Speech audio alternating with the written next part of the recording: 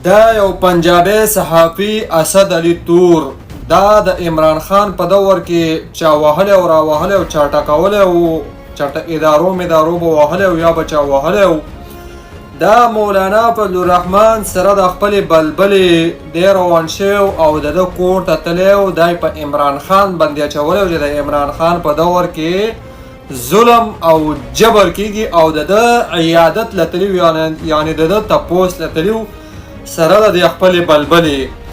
دلته موږ ته خلک وایي چې تاسو بیا په مولیانو پسې خبرې کوئ او کافر شوی او مرتد شوی او نکاح مو مات شو.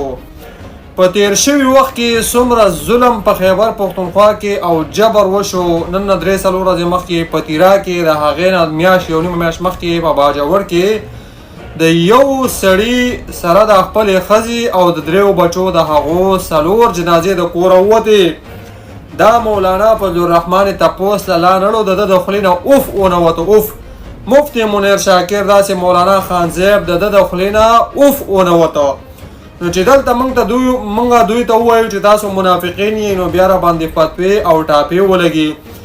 دی د خیبر پښتونخوا نه روان شي د یو پنجابي صحافي تپوس له ځي ولي چې د عمران خان په دور کې پې تشدد شوی دی او د ده تپوس له ځي په خیبر پښتونخوا کې د خپل پښتون تپوس له نه ځي. نو دا منافقت نه دی دا څه دي؟ تاسو په خپله فیصله وکړئ په دې کامنټس کې ماته ووایئ.